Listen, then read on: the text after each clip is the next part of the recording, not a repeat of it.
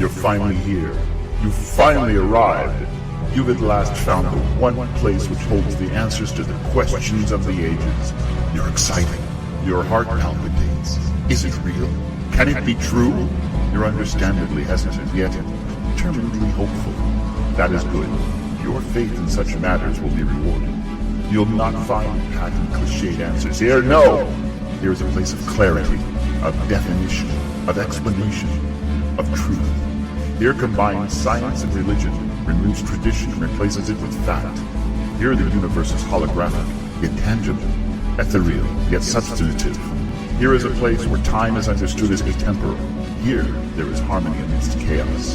Here is where the darkened glass is finally cleared. Here is where you'll find the answers to all the unanswered questions which stretch across the cosmos.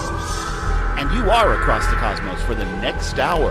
I am Chase Rockwell, and I am your host.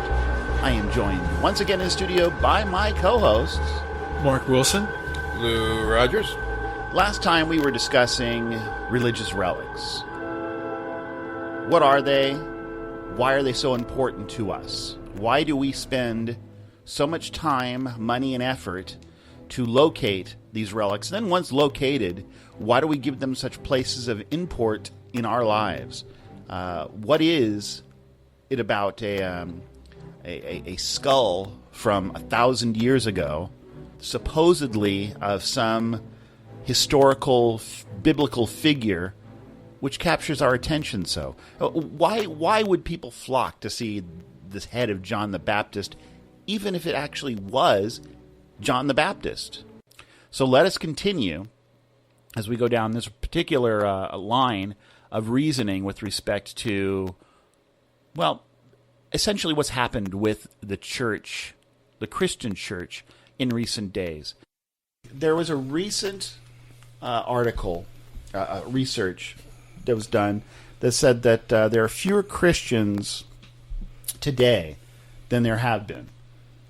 And the press has made a big deal about this because, to their way of thinking, it means that secularism is winning and God is losing.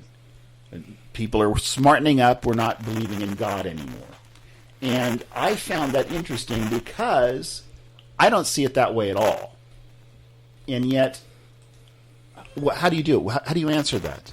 That's real simple. Well, it's simple for us because we see it as people are getting fed up of investing so much into a specific church only to find that their repeated use of tithes, they tithe faithfully every week because they want to please God, they want to please the church, but they see themselves not being able to take a vacation, running a car with bald tires, wondering whether or not they're going to have food for this weekend, and they see their pastor taking not one vacation, not two vacations, maybe 3 or 4 vacations in the course of the year, but only one family. Well, we have our family vacation. Yet he's going on all these junkets. Not junkets. What do they call them? Then they get a sabbatical. Well, sabbaticals, yes. Our seminars. Pastor they do. But yes, these They do all types of crap. And call them different names. I call them junkets because that's really what they but are. After a while, the cumulative effect is that I'm doing all of this. I'm giving to the church. The church is wanting more money because they want new chairs in the sanctuary or in this classroom, or we need a new bus. And it's Pastor Appreciation Month or this month. Pastor Appreciation. So we're going to have to take an extra. Or let's take a love offering at Christmas and all this. And it's kind of like, right. I work hard too. And no one ever gives me a person appreciation day. I don't get to go on these little what you call junkets to rest and refresh myself, because we, like you do with these icons, we put these pastors and these church leaders up on these pedestals, and we kind of make them living, breathing icons or relics. And they create this huge brick wall between us and God. And they're supposed to be doing the exact opposite. And I don't get it. And I suppose it's made me to a degree cynical. But when I see it happen repeatedly, and then I see news reports like this, and it was a Pew Research. Okay, so that's what I thought it was. It was a Pew Research study just conducted, and they contrasted the figures they just did with one they did in 2007.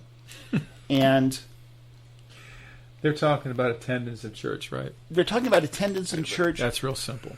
Well, it there's is a bunch simple, of- but the problem is this. Spearheads that whole thing. They're not wrong, but the reason or the rationale, their conclusions are wrong. Let me put it to you that way. Right. They're seeing one thing, The data's from now. and they are presuming it's for this reason when it's actually a different reason. The presumption is that, well, people just don't believe in God anymore, or not as many people believe in God anymore. But that's not what actually is happening. What's actually happening is that people are waking up, and in the internet age, when they can go, and they don't have to listen to Across the Cosmos to know that the head of John the Baptist in this church in Belgium is not John the Baptist. They don't have to go and listen to Across the Cosmos to figure out that the Shroud of Turin never touched the body of Christ because it didn't exist.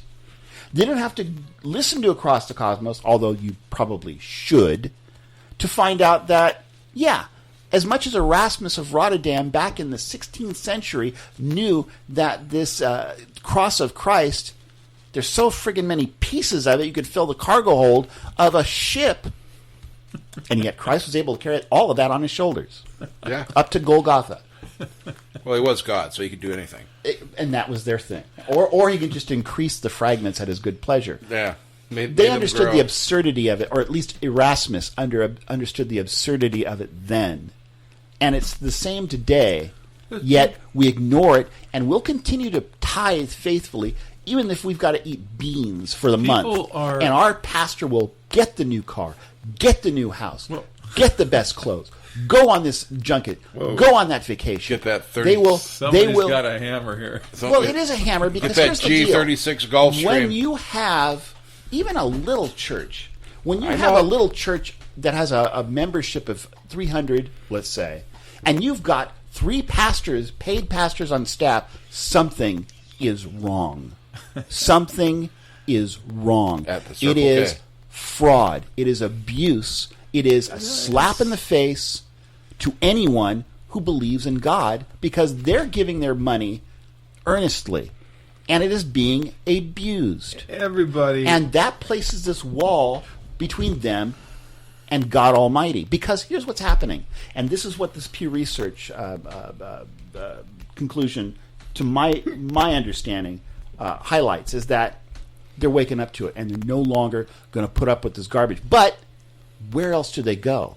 Because the model set by Constantine is the same model that's being used today, for Horn Lake, Mississippi Missionary Baptist Church. There's a misunderstanding with the data that they're receiving, and it's based upon their disconnect with understanding how it all works. Sure, the media tends to blend everything They look together. at it as church attendance is down, therefore there are fewer believers. But what it is I agree with you. There's more. I would say there's more believers. There's probably, based on scientific research alone, I would say more people are crossing over and believing in an eternity and in some kind of a heaven or deity. I agree. But what's happening is that the church, the structure that we've always conducted spiritual business with, people are not conforming based upon the information they have today. They, like you said, we were limited to few channels on TV, going back a few decades ago, radio programs, tapes, and we go to church. Today, there are podcasts. There are numerous venues on the internet alone. And where you can fact check almost immediately to tell whether or not somebody's lying through their teeth The BS meter, yeah. or telling the truth. Sure. And like with Across the Cosmos, people can fact check what we say. Right. I challenge them Please to do. info@acrossthecosmos.com, and I will respond. Mark will respond. Lewis will respond. And when Dave shows up here, he'll respond. When I was going to church, I went to church for 30 years. Long time, like y'all have. That sounds like forever. Yeah, it's like, but regardless of whether or not you know the material, you would come in and there is the message is given, and there's the little bit of canned humor and the prayer requests, and there's a few songs, and then finally you get into the the meat of it, which is the preacher would preach his sermon or give instruction. And that generally lasted like right around 40, 45 minutes, depending on how much, enthusiasm he had on that day. And that's after going to Bible study for an hour and a half earlier on. But you're in this wooden pew, and sometimes you have chairs. Most of the time I was in a wooden pew. You're facing... because you were going to church back in the olden days. Yeah. But you face They're all comfortable forward. chairs now. You face forward and you listen to him speak, and you find yourself critiquing because you've heard it so many times in so many ways, and you read it on your own. You already know where he's going as soon as you see the scripture verse. So I know what he's doing. we become critics of how he's doing this or what he's saying here, or I don't agree with that, or on and on. But the thing is, the year after year of doing that, you realize, what does it produce? You're told to stay in that pew, you need to hear it again. And repetition's good, which I understand. Repetition leads to some of it sticking, supposedly. But that's not the proper way to teach. Right, I understand. That is not the proper way to teach at all. But as the years pass by and you've heard it over and over and over and over and over and over and over and over and over and over again, you wonder, well, what do you do with it? And their response is, well, you should be, using it. Use what I gave you. And use it where? Right. Use it how? Exactly. We're not telling me or showing me how to use it. No, but they can't. They don't know how. That's No, their they know how. Mark, here's the deal. It's okay? like giving an enlistee into the United States service. Here's your M16. Go shoot the enemy.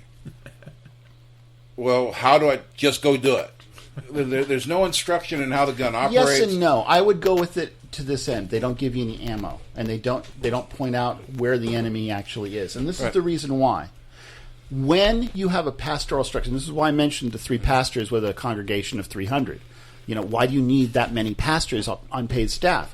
When you've got people in that congregation that are probably far more knowledgeable than those pastors on staff.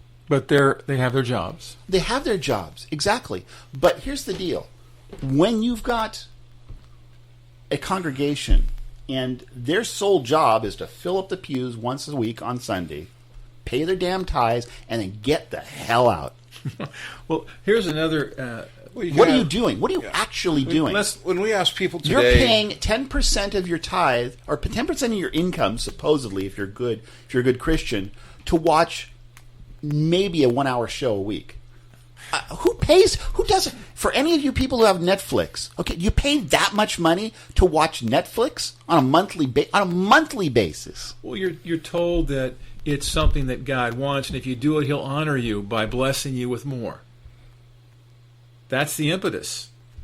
Most people believe that is about as sensical as John the Baptist's head in the church in Belgium. That's what they're taught. They're taught that if you give, then God will bless you. He'll open your storehouses. If you're a miser and you keep it all, He's not going to bless you. But you know what? They reinforce that by creating the atmosphere that places them in the right. I get all of that. Look, this isn't the way Christ operated. What it comes down to, like we're talking about, the church shrinking in size by today's standard. Well, I'm part of that shrinking because I got to a point where I decided I would have nothing to do with organized religion. Just plain and simple. That's because you're a damn heretic! Yes, I am. But it is just quite simple. Organized religion doesn't work. It's nothing but bondage. And I wash my hands of it. Because where does it come from? It comes, in my opinion, comes right out of hell. Well, for lack of a better word. Initially, it came from the Old Testament way of doing things. Hell, legalism. It's not what Christ set up. Christ set up basically, he was like the master and he had a bunch of apprentices. And the apprentices went out and they set up more apprentices. And they all came up to this level of equality. And the church structure today is designed to quench that. Or to quell that, rather. When you have a pastor up speaking and he's facing a congregation of 50 to 500 to 5,000. Telling you how you're going to go to hell because you got tattoos. And it says in the Old Testament, if you get tattoos, you're condemned. Well, whatever he says, my point is that when you go there week after week, year after year, you are trying to grow to emulate what you see in front of you. So ministry to you becomes what? Speaking, Ministry, you're taught. But it's also easy. Crammed into your head that true ministry is being another pastor. It's not crammed into their Right. head either. Few pastors can speak extemporaneously. My point is that when you're listening from the pews, holiness, comporting yourself as a Christian, no matter what they're saying, the bottom line, the rote, the foundation behind what they're saying is, I want you to be just like me. And so... Well, they may say that, but that's not they're what not- they believe. They're not saying that, they're projecting that. Not quite just like me. I want you to be just a little bit under me. They want them to be a lot I under. I need idea- that a money lot coming under. in. If you want to be a successful, godly man or woman, then you should be in ministry. How do you be in ministry? Well, Because you it's- teach. Because this is the way it's going to be. That's why people aspire to become teachers of Bible classes, or they want to become associate pastors. That does nothing. Well, you got a lot of people wanting to become speakers, and there's only so many positions for speaking. So what do you do? Because the entire structure is wrong. The model is wrong. Well, it was designed, it was a cost-effective way when you only had a few Bibles. How do you disseminate that knowledge? I think it's more one than that. person speaks out to many. in much the I same think way, it was more than that. I think it comes down to it's more about control of the mass. there's a lot of power and control. And in much the same way as the head of John the Baptist, the cross of Christ, the shroud of Turin, the blood of Christ, the crown of thorns, the spear of destiny, blah, blah, blah, the friggin' bones and the magi are believed by a segment of the population. We laugh at that. We think, well, those ignorant people. And yet we go to a pastor in a church, sit there every friggin' Sunday, Well, we submit- pay money. Well, we're taught to submit our will to his authority. Why? Just Who? like Who that told you phone that? call you got the other night about the pastor called up this person and said, you're supposed to submit to my authority. Yes, that was what was conveyed. That was Yeah. well. That's real typical because I that's understand that's Submit the this. argument. That's the argument winner. They believe that in a local assembly that you're supposed to submit yourself to the elders and to the deacons and of course to the pastor himself, and that's the hierarchy structure. And they believe that you'll be blessed if you do that, and if you go against that grain, you can be asked to leave. You're condemned. Well, in this particular case, the ask to leave wasn't on the table because this couple was leaving of their own volition. Right. And what was amusing to me is that I had attempted to engage this particular individual in discourse about our ideological points of view, and he ran screaming from me like a little girl. Right. In Scientology, He would not. This member of the learned clergy, this member of the local learned clergy, who had ample opportunity to debate the merits of my point of view as opposed to his point of view, ran screaming they from me really know. like a little girl. But if you look at Scientology, for years it was kept quiet as to how they controlled their members. Nobody really knew. But Scientology is very Scientology. powerful group, although not that big. But they used the pressure they put upon people eventually became a physical pressure. And people submitted themselves to that because they didn't want to go to hell. They wanted to go to heaven. They wanted to do what was right. And so they went through all kinds of pains. I don't know if Scientology has a hell. They have, excommunication from the church. And we can look into that. But the point is One that of these days we got to do it. yeah, I'd love to. But everybody's picking on them right now, so. Well, deservedly so, because they strong-armed a lot of people, and much like a lot of cults would keep you behind locked doors and keep you from your parents or from your children, they were doing that kind of strong-arm stuff. And the church today has slowly steered away from that. However, they still do it in their own way, through the authoritative structure. The church that you just mentioned with the pastor who ran screaming from me like a little girl is actually a small church, and it's very legalistic. He's an Old Testament Christian. Yeah. An Old Testament Christian, for those who are unaware, is one who claims Christ but teaches only from the Old Testament and uses sparingly from the New Testament and only when it benefits their overreaching narrative of legalism. Well, to whitewash themselves. I just needed to clarify that. It's juvenile.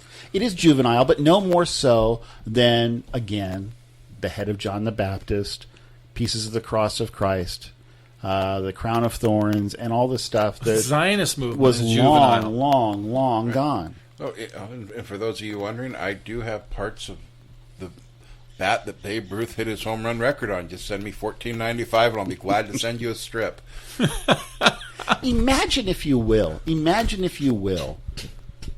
you start a church, okay, and you tell your mother to go out, say, look, Mom, I know it's going to be kind of a drag, but back in 1705, this person died in this general location. Can you find the chair that he dropped dead in? Yeah. And that's it. That's all she had to go on. Right. And we need his wig. I have nothing else. No, just the chair. Get me a vial of his blood, too. Oh, and if you can find a vial of blood. And this guy from this unnamed country visited him when he was about 2 years old. Right. And we're not really sure who I'm he not was really or sure where who he is. from. No names. Or anything. But I know he came from that location. Yeah, And she managed to find all of it. Yeah. Yeah. And probably had a good time doing it. Well, yeah, she was the Empress's mother, or Right. Emperor's mother. And yet I find all of that as contrived as the modern church structure of having to pay money to go listen to somebody's opinion whom you cannot question. And with respect to the teaching and the discipleship aspect of it, if, for example, and I was given this invitation by the pastor at our church, that I could teach anytime. And my question to him was, since we'd already had a discussion on what I believed as opposed to what the church was teaching, and that was, you're giving me free reign, therefore, to have a Sunday school class to teach what I teach. And he said, well, it would have to fall within, our belief system. And I said, well, there you go.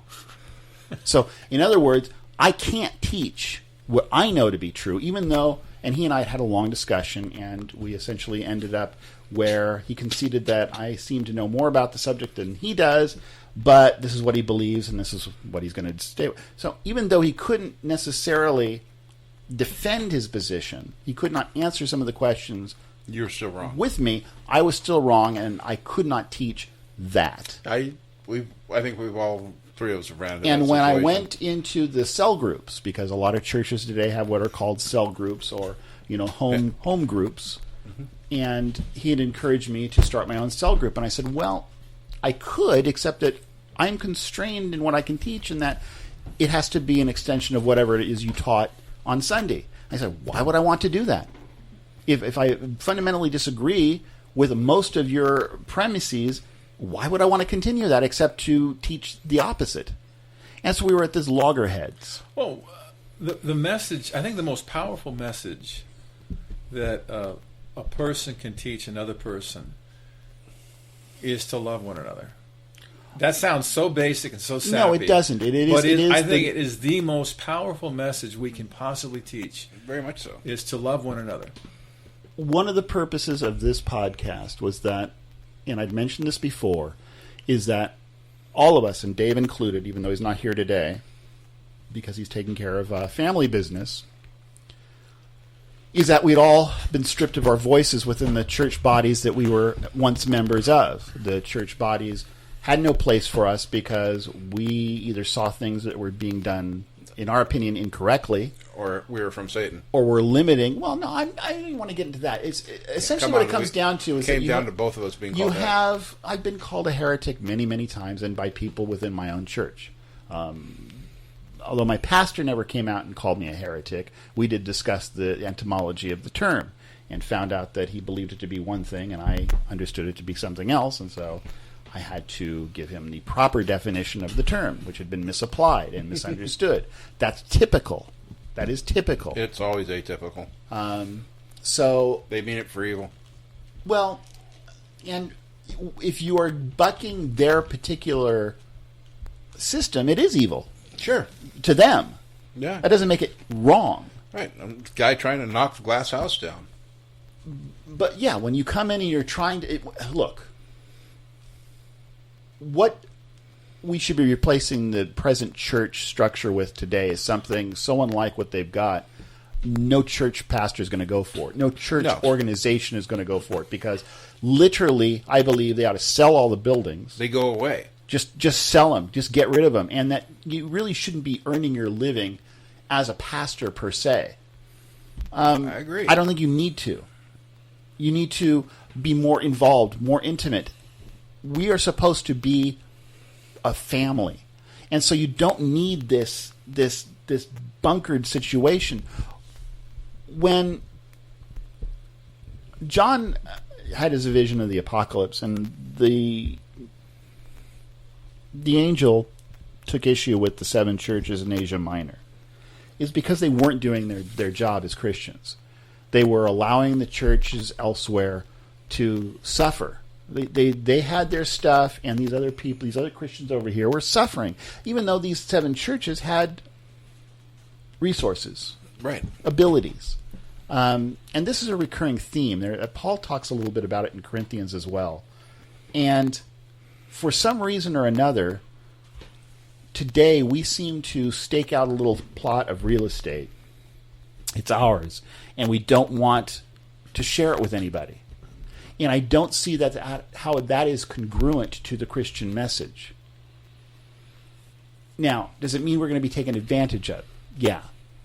But if it's done en masse, if this is the actual message that we're displaying, pretty soon the taking advantage of by the miscreants, if you will, the hangers-on, the insincere, will be spread over such a wide range of people that Christ can't help but be preached properly in that scenario. Because even the ones who are just getting whatever they can for free are going to see that the people who are doing it for them are large in number and are doing it sacrificially. And that message has got to permeate. But when we build these little citadels, all you're doing is creating a wall that's got to be broached by somebody. Somebody doesn't have what you've got behind those walls. And since you're not willing to give it, they're going to break in. So you're saying the church structure is another relic? Oh, definitely. And as Isn't it so? asinine as the relics I've mentioned already. They're And as modeled after dead. the Roman as Catholic dead. temples. There's no difference. We are not doing what Christ commanded us to do in the Great Commission. We are not going forth. We are not making disciples because we have built little forts. But you know, When you ask most Christians, There's always going to be an exception, and If you the can light nail of most God Christians will always shine through in even the worst of circumstances. But the model that we have adopted and are having to work through is wrong. well, this maybe it's just me, but it comes from a little bit of personal perspective.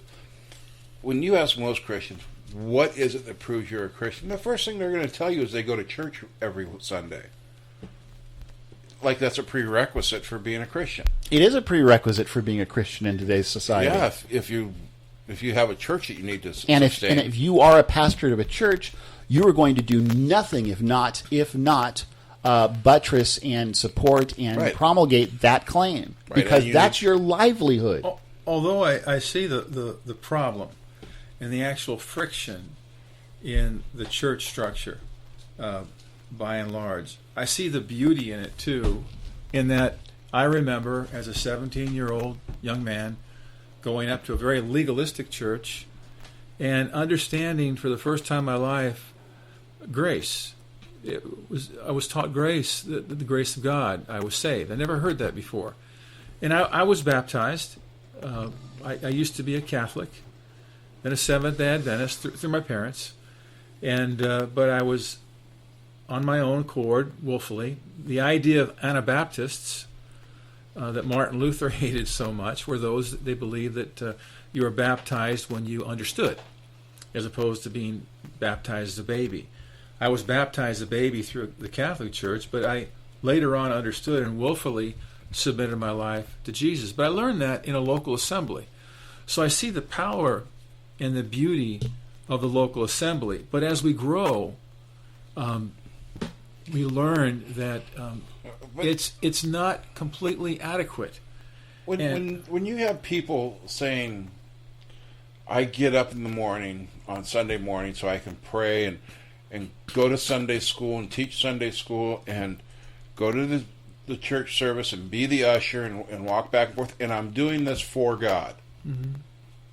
You really think God's going, thanks, I really needed a Sunday school teacher? Well, it's just the attitude of their heart. Every individual, whatever function they serve in ministry, it's the attitude of their heart. I would agree with that, but at the same time, when has God needed a human being for anything? Well, we are part of our Father.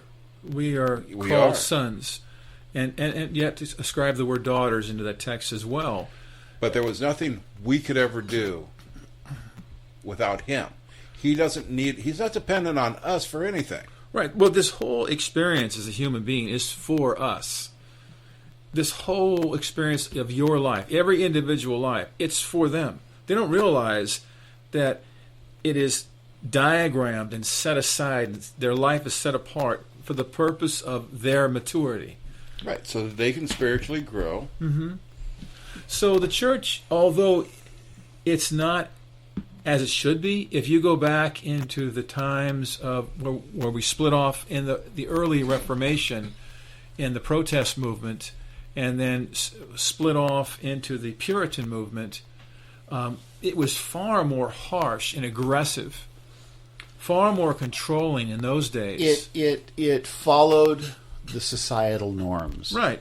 So and I understand that too. So we've come a long way in the church, and although there's no way it's anywhere near perfect, and yes, it's very much an iconist type theology, and they don't even realize it, and it is a relic in the sense that we hold the church up as this place where you have to go to pray or you have to go to worship God. Yeah, exactly. You can't find God except in that church, much like you can't really touch God without touching a piece of the cross of Christ. Right. However, there is power in corporate prayer. We know corporate this. prayer, that's a whole different situation. So when people now are together, even though the church may be fractured in its theology, when people are together praying legitimately for somebody who's dying or sick or a little baby about to be born, there is corporate prayer that's very powerful.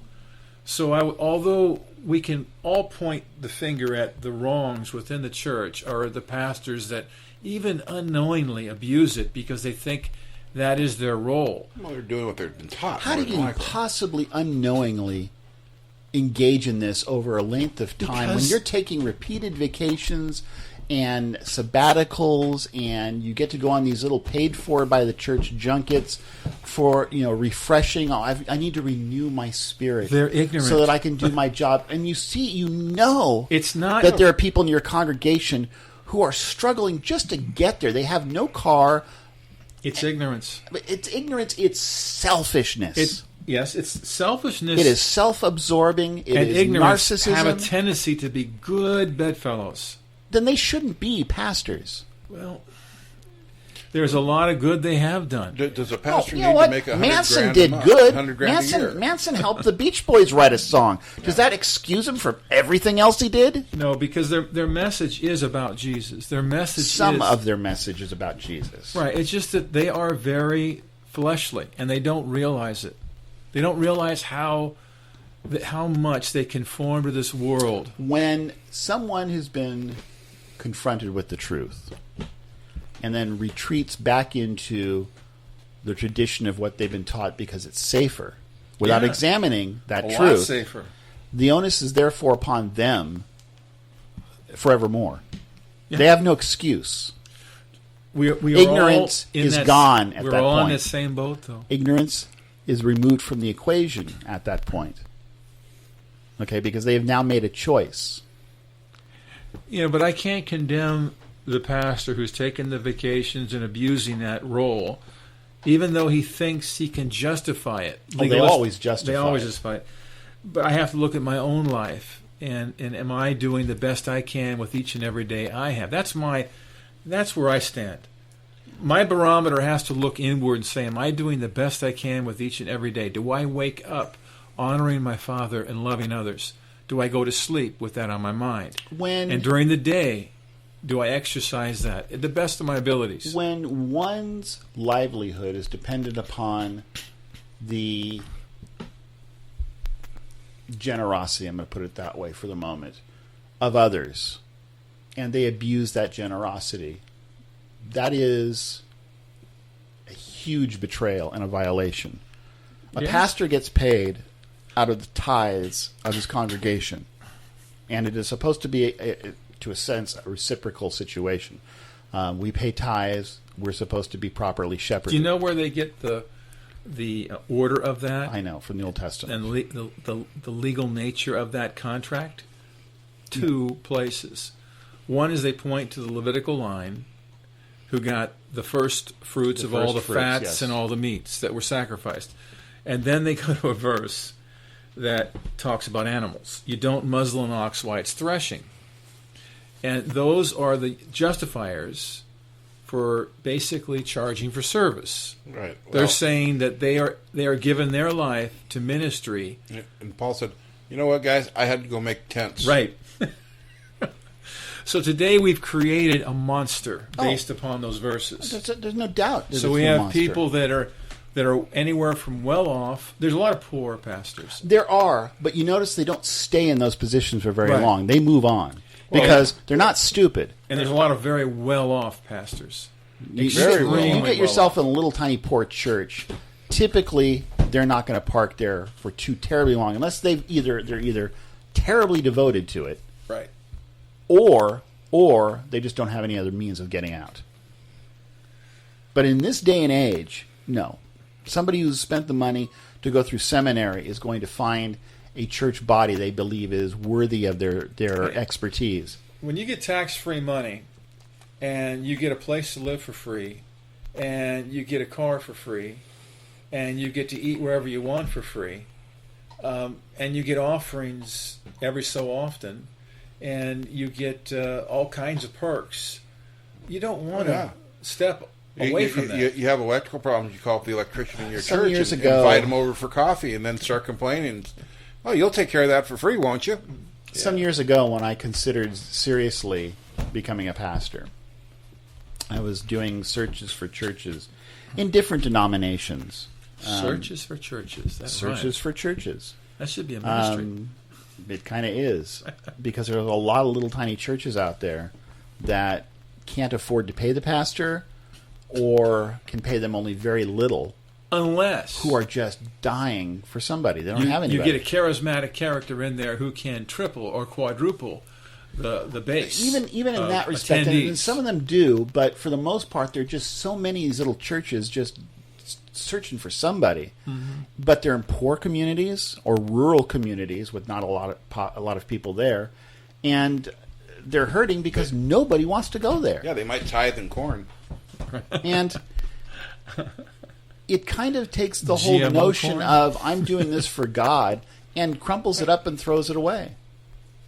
A good example of how to put this into an understandable terms is the man Smitty that went to a church local, and he'd heard the preaching for many years, and he was a Christian, but he was a hard case, angry man, and when he had his heart attack and died and had his NDE, which you supposedly in those days weren't supposed to have NDEs, because you're taught very fundamentally in these churches that the dead in Christ will rise first, then those who are alive will meet the Lord in the air, and Jesus is going to come at the end time. So you're left with, well, what happens when you die now? Right. Soul sleep. Some pastors teach soul sleep. Yep. And That's what we were taught. and so, anyway, Smitty has this incredible adventure in which he meets Jesus. And it revolutionized his life in such a way that it totally changed him. If you say a man was born again, he was truly born again, although he was a Christian for 30 years prior to that. He totally changed. So what you see is that the corporate structure, the fruit it produces, can only go so far. It can only do so much. Where we have our great change, every individual has the great change, is when they're born again and they have this unique relationship with our Father's Spirit and their spirit. That's the only way it ever happens. The church structure is not too terribly conducive to that. It's not too terribly conducive as being kind. But it does kind. introduce the person to the variables necessary to achieve that. What do you think the worship in the morning's for? People love the worship because everyone loves music. We had a segment on this show about worship. But what it's supposed to do is put you in a state of mind in which you're honoring our Father, singing praises to God, and you're focusing on the God of heaven. It's almost like time out for a little kid, and we're here to focus on our Father in heaven. And hopefully through that worship and the songs, it's conducive in such a way that you'll actually feel it. You'll actually experience it in some small way. And I have no argument with that whatsoever. As a matter of fact, I think that that's probably one of the more accurate, except for some of the lyrics, accurate parts of the whole church gathering situation. Right. But, corporate worship, we solemnize it and we make it this official thing, whereas, you know what? This is corporate worship. It is. Just getting together, talking, knowing that we've got each other's backs, being able to share one another's burdens, crying with others who are hurting, and reveling with others who are having good fortune, helping each other to keep our heads up. What is worship? Worship is to ascribe worthiness. So we look at it as we would in the old days of a king. And the people would bow down to the king, bow in the presence of the queen, and ascribe to them worship or worthiness. Ascribing worship to God is a conundrum at best. It doesn't work. God, our Father, doesn't work like that. He finds that he is ascribed. He doesn't need to be ascribed worthiness, but he finds that things are running smoothly, or we're doing what he wants, which is his will, when we love each other. When we set aside our selfish nature to assist and help another. Okay, which we're not doing in the church. When we do that, that is what you call worship. It's a very bastardized term, and I don't mean that in bad language. I know exactly what you mean, and but I think worship, the audience does too. Corrupted. Worship is a corrupted term because we think that when we stand and say, you are an awesome God, you are great, you are holy, or this, that is not what he's after. What he's after is when we look at a friend or we look at a stranger and we give them soup, or we give them a coat, or we help them out, or we give them a ride, or when we talk to them, not just brutally beat them with the gospel, but invade them with a love from our Father, the light of our Father. When we invade another soul, when they allow it, so it's not really an invasion, but we bring to them the light of truth. We become the light bearer. And we teach them our job today. About this Father in heaven. We teach them about Jesus and about the Spirit or spirits of God. And we enlighten them. So as a pastor, when you're over a congregation and you're essentially teaching a meism type of a religion, that everything is essentially about getting what you can get and not about sharing this love with others, although that's part of it, but it's not emphasized, how are you even beginning, even remotely fulfilling that task? And you're not. Well, they only know that if they disseminate the verbiage, if they disseminate the written word, sola scriptura, if they disseminate the book of Acts, or the books written by Paul, or by Peter, or by John, or they disseminate the Hebrews, or if they go to the Old Testament and they decide to go through the different books, they think that by preaching those books and by going step by step through a chapter or two on a Sunday, that the word then will enter the ears, and by the word entering the ears of the participant, they will be enlightened by the Spirit of God. Yeah, well, the Catholic Church thought it worked that way too, especially when they read it in Latin and no one could understand it, because what difference did it make? In this age that we live in today, with, of course, again, the internet and podcasts such as this, and other diverse podcasts, the norms of yesterday are no longer adequate. There's another study that's been compiled with respect to television viewership, and essentially TV viewership is way, way, way, way down. It's been replaced largely by the internet, but also online on-demand companies like Netflix, etc. Instant streaming. And right, people are finding themselves drawn more to what they want to spend their time doing, rather than having to wade through a bunch of pre-programmed schedules and what have you. They just don't want to do it. So there's this paradigm shift in our viewing habits, and I know it's been that way for me. There's maybe 2 or 3 shows with any regularity that I watch on television any longer. Nowadays, mostly if I want, I'll dial up on YouTube or one of the other things, and it's at my good pleasure when I've got time, and I'm not constrained by any particular schedule. And it's what you want to watch.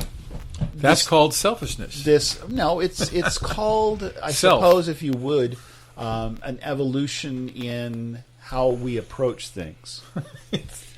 We become our own God, self-God. Well, TV used to be programmed. They would take 1 or 2 big shows, and they would put crappy shows in around them in the hopes that you would watch the crap shows to watch the good shows. My point behind all of this was this.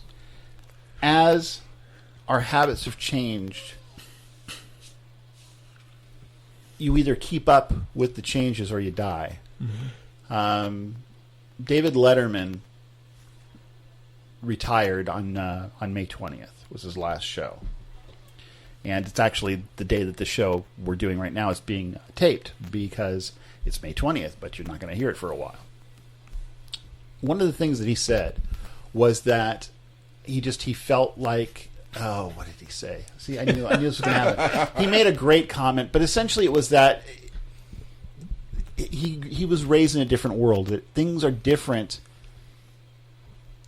in the landscape today than when he was young and first starting out. He was the new thing then, but the whole landscape has morphed beyond him. It's transitioned beyond him, and it's time for him to move on and allow the others to rise up. Where we don't see this transition very easily is in the church and in politics. These people in leadership are not going to give up their little fiefdoms. And for the church, this is the consequences of this, I believe, are dire, because you're going to see these things like the Pew Research results. They're going to be misread, and if at all possible, it's going to give the enemies of the faith a foothold to convince others that God is dead. Well, God is irrelevant. That's all okay. And since the church proper, as it exists today, really doesn't have an answer to it, because they're not about to take a hard look. They're not going to self-examine. They're just not going to, because to self-examine means, well, I've got to quit my job and go find something else to do for a living. Who wants to do that? His existence and purpose doesn't stand on our belief or disbelief whatsoever.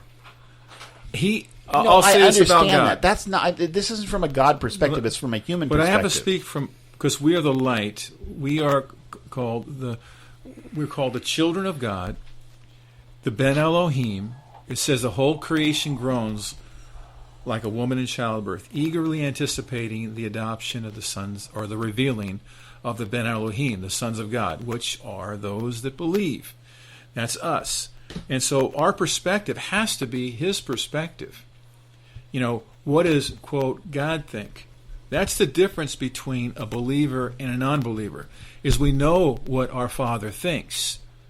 There's the huge disconnect we have in the world, and why people believe in relics and in icons so powerfully is because they don't have that attachment and understand the mind of God. Agreed. They're taught Old Testament theology, which is, who can know the mind of God?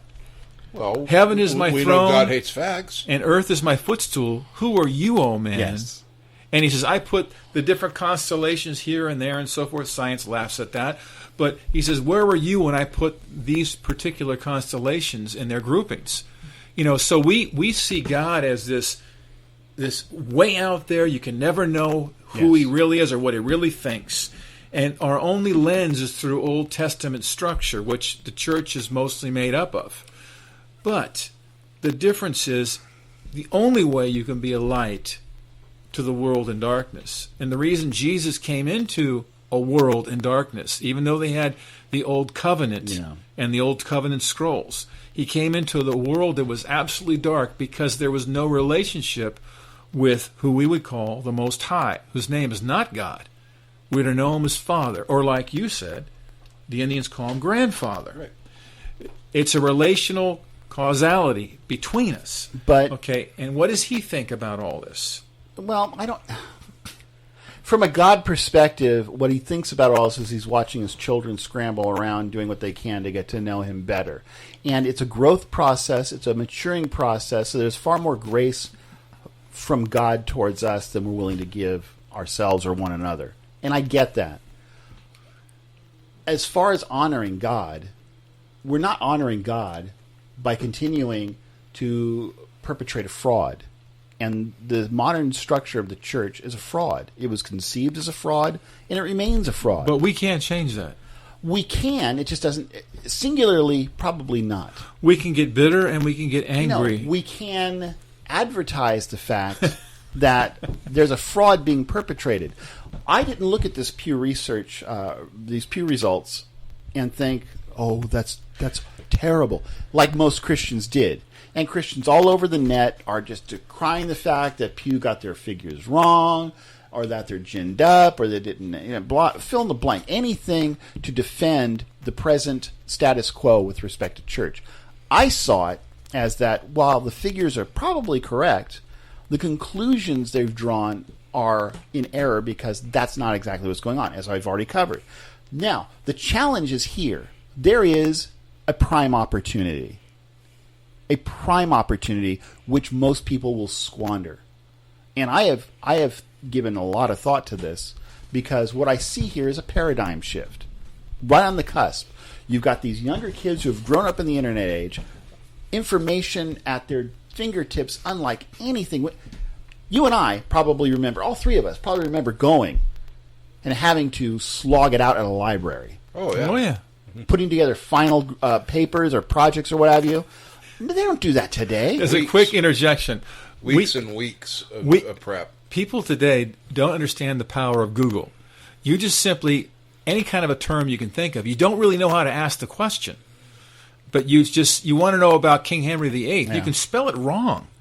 You don't even have to know anything about him. You just kind of get close. Google will fill it in and take you to Wiki or some other place like that and tell you when he was born, when he died, when he did this. Exactly. And you can do your research. So it's real simplistic. In the old days, you had to go to the librry. To a card And you catalog. had to understand the Dewey Decimal System. If you didn't understand the Dewey Decimal System, you were screwed. Who knows the Dewey Decimal System? I was a library aide. I had to learn the Dewey Decimal System. You had to trust that the librarian was a kind person who had the time for you. And they would direct you in the right place. And even when you got to the aisle, then you had to look at all the spines of all the books. Right, it'd take you 10, 15 minutes and to find figure the book out when you're in the aisle. Well, no, if you knew the Dewey Decimal System, you had the number, it was actually pretty quick. Well, but you'd have to figure out which book is the right book for you. Yeah, you've got to pour over things. And then after all that, everything in the library was years, if not decades old. However, because you had to learn or read through so much to find the right crap, I think we were probably smarter. Right. And we had to take notes. It's funny how old some of the books are. But consider that is the way it was for us. People growing up today, hit their phone. The information is far more available, instantaneous, and quick to fact check. So you don't you'll go to Wiki, and Wiki is easily malleable. You can, for the most part, anybody can put whatever they want to on Wiki, and there's the moderators there will try to weed out the errors, but not always, because some of them don't even know. Most people who are doing serious research will double, triple, quadruple check. Watch this. Ready? You're younger. In other words, you're living in the 1970s, and you want to know who Jesus Christ is. What do? You go to your Baptist church pastor. You have to go to a church, or you have to get on your bicycle and go down to the library. Watch this. Who's Jesus Christ? Hold it up to the microphone. Here's some information. And it gives me some websites on who Jesus is, when he was born, when he supposedly died and rose from the dead and all this. Everything I want to know is right here on my phone. In the old days, it would have taken me hours to learn. Well, yeah, you've had to drive to the library. Many hours to learn the same information. Or to have to go and knock on some pastor's door and hope he'd answer it. The first thing you went to was the encyclopedia. If you had one. If you were in a library, you had one. We had encyclopedias from the Goodwill that were decades old. They were very old. We had one for, yeah. Anyway, my whole point is that when you take our present church structure, as it is today, and you put it before these kids who can do this research instantly, and even some of the concepts that we're introducing, we're learning now because we've got not only years of the church behind us, but it's led us down different thoughts. We're disseminating information at a university level. Now, right. It won't be recognized as such by primarily our detractors. Right. But there's no doubt that we are disseminating information at a university level, a doctorate level, I would contend. Concepts that are even beyond that. If it were the realm of physics, we would be Stephen Hawking neighborhood. And I truly, honestly, truly believe that. Now, You're not just making up a black hole and hoping it exists. Well, when you put that next to somebody whose essential religious instruction is maybe 19th century at best, when the last great burst of knowledge came about, we had dispensationalism and the rapture. There's really been nothing innovative since then. Well, if that's what you're comparing it to, how long can that last? Right. And the model has not changed in its primary essence since the 4th century. I like what's happening this today. This can't continue. Actually, it is not tenable. Most Christian groups are worried over the internet explosion of knowledge, the phone, tie-ins to instant knowledge, because it challenges their authority, mostly because they haven't studied too deeply. No, and they don't. They're like anything else. Once you get through school, you forget it all. Now, one of the wonderful things that's come up is that if you take science, if you go back into the 1970s or 1980s, you pretty much had to be a nerd, and that's not an offensive thing. You had to be a bookworm to understand the concepts today that are very popular. Like, if you take the series that are on TV, started out with Carl Sagan's series, but then it moved on. Now you got Neil deGrasse Tyson, who's a great speaker, very intelligent man, and then you've got he loves the camera. Now you got Morgan Freeman the camera doing Through the Wormhole, and you've got I forgot This Planet Earth by the guy that did Jurassic Park, Richard Attenborough. Yeah, and so it's become very popular to be scientific. And then you've got TED Talks, which no matter what genre you come from, what age you are, TED Talks are fair. I think the ones you've mentioned, TED Talks are perhaps the most innovative and popular. So it's gone from the kind of a esoteric platform to a very broad, entertaining platform. But what's the difference there between the ones you mentioned earlier and TED Talks? The difference is this. Neil deGrasse Tyson's got his little corner. Sagan had his. Hawking's got his. These are the church leaders. TED Talks are the common guy. Okay, I've got something innovative. I'm going to be able to... now, you have to be invited, and there's a formality about it, but it allows for the dissemination of a voice from people who otherwise would not have one. Right, but where I'm going with this is that you've got this incredible array of knowledge that's quite exhaustive coming at you that's very easy to access. Yeah. Okay? Now, when you put higher education information. When you put this against church theology, all of a sudden, it's like this massive war and battering rams coming against the church. And the church has to catch up, which is wonderful. They finally have to do. They have to analyze the doctrines they've been teaching all these years. Mark, they won't catch up because they don't have the capacity. They are. They don't. Honest Listen, to God, they intellectually don't have the capacity. I'm going to ask you a question. Are you? Am I what? Are you boning up? Are you studying? Yeah, but guess what I had to do in order to do that? Are you part I had of to say au revoir to the church. Are you? It's in my rearview mirror. Are you part of the Church of Jesus? I am part of the Church of Christ. Okay, yes, then, not the corporate Church of Christ, guys. Don't blow a gasket. Then it is happening. I found myself over the past several years delving into matters of church history. Actually, it's gone back 15 years. Church history and science, and trying to merge the two. And there's many people that are championing that cause. We are coming up with a far more solid and informative foundation than we ever had in the history of this world. What does the opening of this show say? Yeah.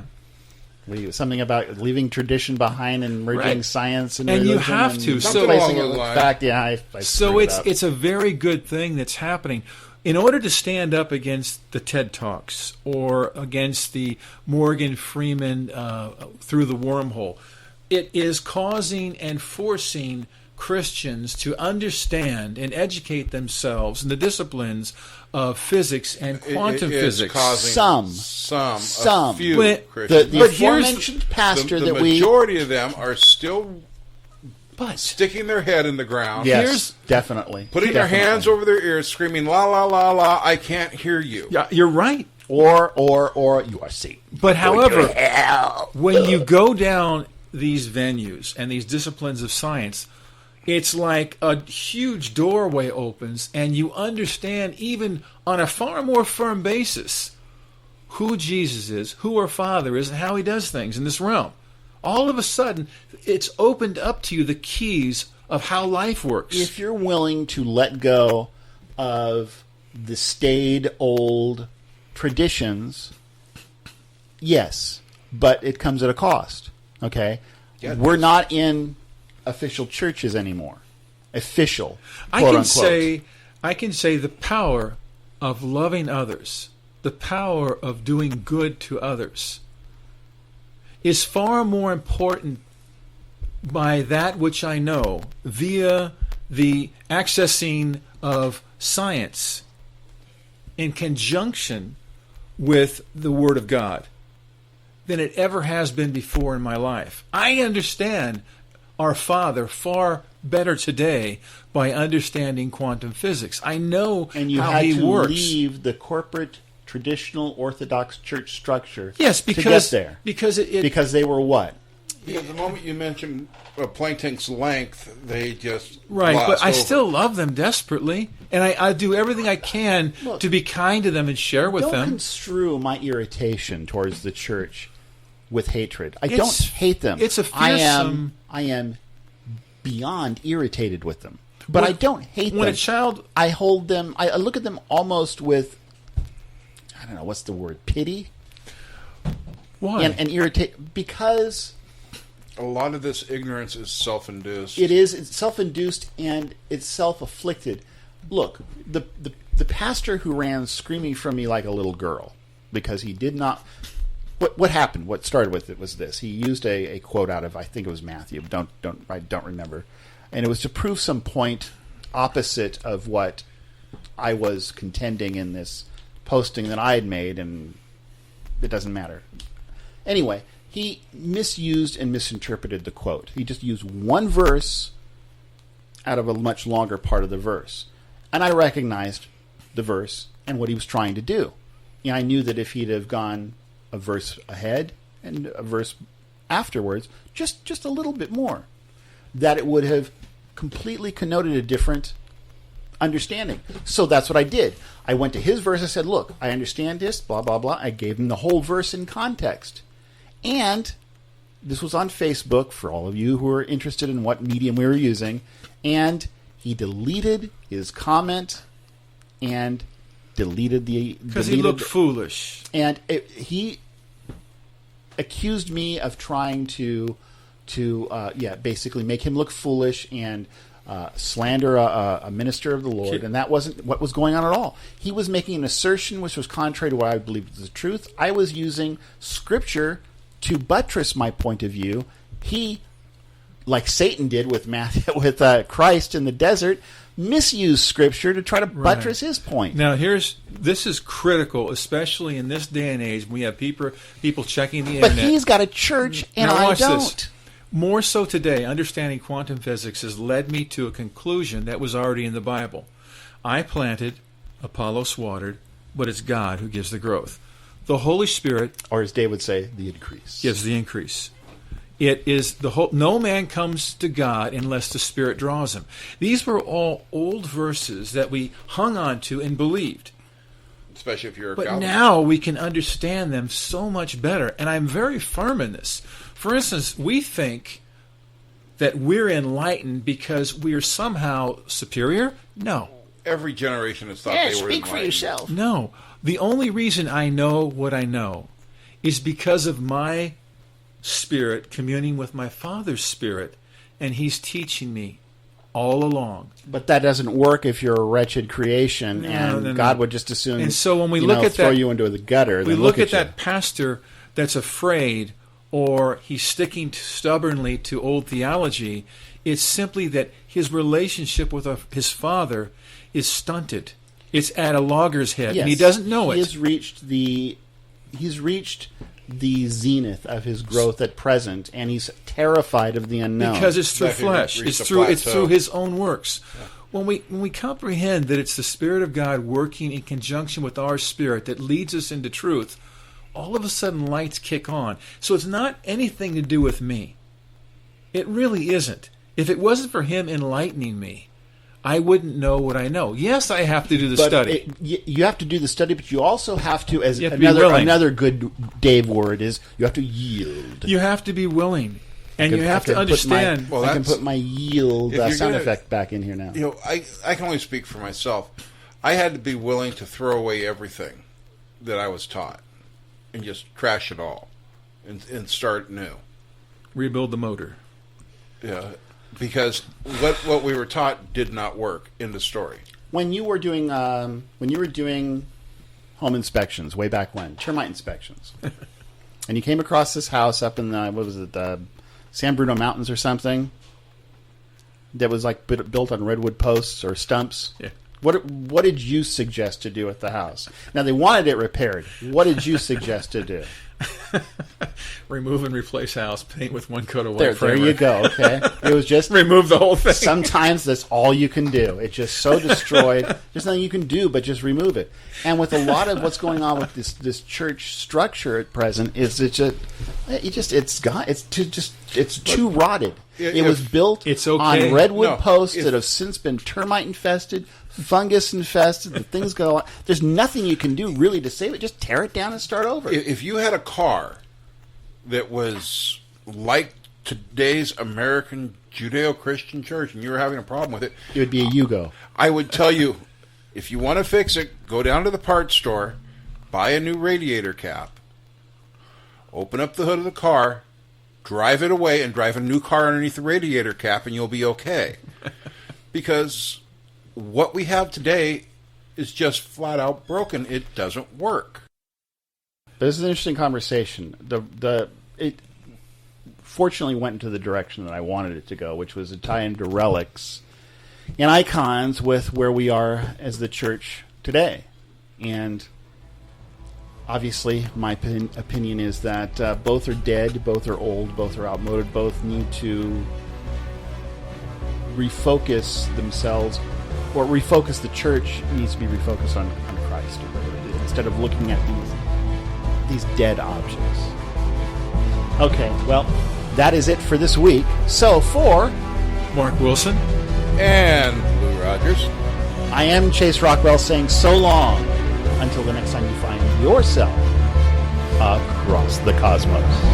Send any questions or comments to us via email at info@acrossthecosmos.com. Also, visit us on the web at www acrossthecosmos.com for show updates, news, and other important information.